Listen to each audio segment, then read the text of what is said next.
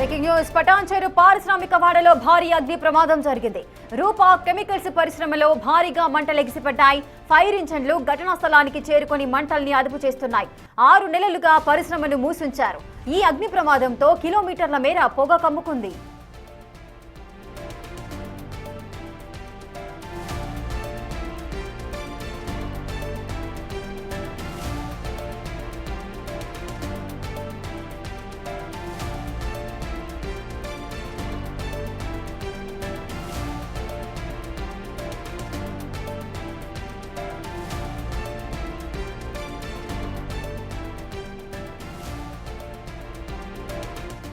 ఇసుక పటాన్చెరు పారిశ్రామిక వాడలో భారీ అగ్ని ప్రమాదం జరిగింది. అగ్ని ప్రమాదానికి సంబంధించిన పూర్తి డీటెయిల్స్ మా ప్రతినిధి అక్రమ్ అందిస్తారు.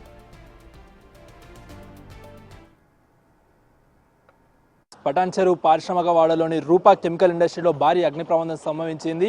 ఒక్కసారిగా మంటలు పూర్తిగా కూడా కెమికల్ ఫ్యాక్టరీలో ఎగిసిపడి పూర్తిగా కూడా ఫ్యాక్టరీ మొత్తం దగ్ధమైన పరిస్థితి కనిపిస్తుంది. ప్రస్తుతం మనం రూపా కెమికల్ ఫ్యాక్టరీ వద్ద ఉన్నాము. ఒకసారి విజువల్స్లో కూడా చూసుకోవచ్చు. ఎక్కడికక్కడ కూడా పోలీసులు భారీగా కూడా ఇక్కడికి మోహరించి ఫ్యాక్టరీ వైపు ఎవరు వెళ్ళనివ్వట్లేదు. ఎందుకనంటే అది పూర్తిగా కెమికల్ ఫ్యాక్టరీలో జరిగింది కాబట్టి ఆ కెమికల్స్ అదేవిధంగా ఆ మంటలు రెండు కూడా అవి రియాక్ట్ అయిపోయి మంటలు తీవ్ర స్థాయిలో కూడా ఎగిసిపడుతున్నాయంటూ కూడా చెప్తున్నారు. సో దాంతో అలర్ట్ అయినటువంటి అధికారులు వెంటనే సంఘటన స్థలానికి చేరుకొని అయితే మంటలను అదుపు చేసే ప్రయత్నంలో ఉన్నారు. సో ప్రస్తుతానికైతే దాదాపు 7 ఫైర్ ఇంజన్లతో కూడా దీనికి సంబంధించినటువంటి పూర్తిగా కూడా ఎక్కడెక్కడ మంటలు ఎగిసిపడుతున్నాయి ఫ్యాక్టరీ లోపల, అదేవిధంగా ఫైర్ రోబోట్స్, ఎందుకంటే లోపలికి మంటలు ఎగిసిపడుతున్న కారణంగా లోపలికి సిబ్బంది వెళ్ళే ప్రయత్నం చేస్తున్నారు. అదేవిధంగా వెళ్ళే అవకాశం లేదు కాబట్టి ఫైర్ రోబోట్స్ని కూడా లోపలికి పంపించి పూర్తిగా మంటల్ని అదుపు చేసే పనిలో ఉన్నారు. దాదాపు 7 ఫైర్ ఇంజన్ల సహాయంతో కూడా ఎప్పటికప్పుడు ఆ మంటల్ని పూర్తిగా కూడా అదుపు చేస్తున్నారు. అయితే మనం చూసుకోవచ్చు రంగంలోకి ఇప్పటికే అటు పోలీస్ అధికారులతో సహా అటు ఫైర్ సిబ్బంది అదేవిధంగా హైడ్రా డిఆర్ఎఫ్ బృందాలు కూడా దిగాయి. దాదాపు అయితే గత కొన్ని రోజులుగా కూడా దీనికి సంబంధించినటువంటి ఏదైతే రూపా కెమికల్ ఫ్యాక్టరీ ఉందో అది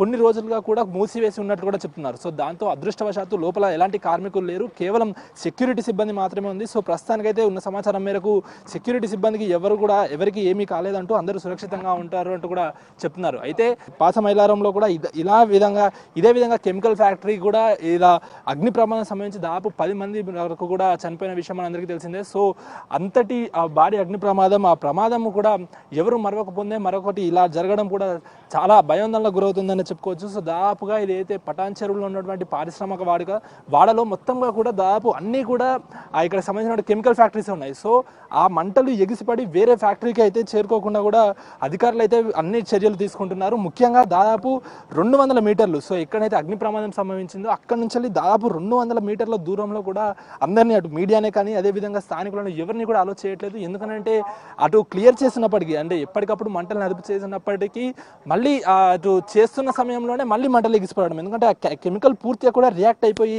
ఆ మంటలు ఎగిసిపడుతున్న కారణంగా ఎవరిని స్థానికంగా కూడా దగ్గరికి రానివ్వట్లేదు. సో ముఖ్యంగా కూడా చూసుకోవచ్చు మనం పూర్తిగా కూడా రోడ్స్ అన్ని కూడా ఖాళీ అయిపోయినాయి. ఎక్కడికక్కడ కూడా అధికారులు ఇటు సైడ్ వాహనాలను కూడా రానివ్వట్లేదు. ఒకసారి మనం విజువల్స్లో చూసుకున్నట్లయితే మట్టి రోడ్, ఇది పూర్తిగా కూడా రూపా కెమికల్ ఫ్యాక్టరీకి వచ్చేది పూర్తిగా మట్టి రోడ్ కారణంగా కాసేపటి క్రితమే ఇక్కడ వర్షం కూడా కురిసింది. సో దాంతో మట్టి రోడ్డు పూర్తిగా జలమయమైన పరిస్థితి. సో దాంతో ఏదైతే ఫైర్ ఇంజన్లు లోపలికి రావడానికి చాలా కష్టంగా అవుతుందంటూ ఫైర్ సిబ్బంది అధికారులు అయితే చెప్తున్నారు. అయినప్పటికీ అటు ఫైర్ సిబ్బంది ఇప్పటికే 7 ఫైర్ ఇంజన్లు దింపిన ఆ సిబ్బంది ఇంకా అవసరమైతే ఇంకా ఫైర్ ఇంజన్లు కూడా తెప్పిస్తామంటూ కూడా చెప్తున్నారు. అటు వాటర్ ట్యాంకర్లను కూడా లోపలికి రాస్తున్నారు. సో మనం ప్రస్తుతానికైతే కెమికల్ ఫ్యాక్టరీ బయట ఉన్నాము. ఈ కాంపౌండ్ వాల్ ఆవరణలోకి కూడా రానివ్వట్లేదు. సో మనం చూసుకోవచ్చు. ఒకసారి మనం వాటి దిక్కు విజువల్స్లో చూసుకున్నట్లయితే విజువల్ చూపించే ప్రయత్నం చేద్దాం. పూర్తిగా దట్టమైన పొగ అలుముకుంది. ఇక్కడ దీనికి సంబంధించినటువంటి వాసన కూడా ఏదైతే కెమికల్స్ వాసన ఇది నిప్పుతో రియాక్ట్ అయిపోయి స్మెల్ కూడా స్థానికంగా చాలా భయాందోళనకు గురి చేస్తుంది. సో మొత్తానికైతే ప్రస్తుతానికి 7 ఫైర్ ఇంజన్ల సాయంతో పూర్తిగా మంటల్ని అయితే క్లియర్ చేస్తున్నారు. సో మెయిన్గా ఎందుకు గతంలో కూడా చూసుకున్నాం, రీసెంట్గా కూడా దీనికి సంబంధించినటువంటి ఫైర్ యాక్సిడెంట్లు ఇలా పారిశ్రామిక వాడకలో జరుగుతూనే ఉన్నాయి. సో ఎందుకు ఫైర్ సేఫ్టీ ప్రికాషన్స్ ఎప్పటికప్పుడు తీసుకోవాలంటూ కూడా ఇలాంటి ఫ్యాక్టరీస్ ఉన్నటువంటి యజమానులకు అధికారులు ఎప్పటికప్పుడు చెప్తున్నారు. అయినా కూడా ఇలాంటి ఫైర్ యాక్సిడెంట్స్ తరచూ చూస్తున్నాం. సో అదృష్టవశాత్తు ఈ రోజు ఎలాంటి సిబ్బంది లోపల లేదు కాబట్టి ఎలాంటి ప్రాణ నష్టం అయితే జరగలేదు.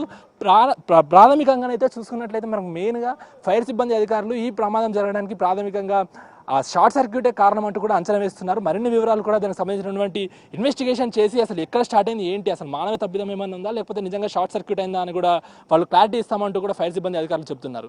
వీడియో జర్నలిస్ట్ ప్రసాద్తో అక్రమ్.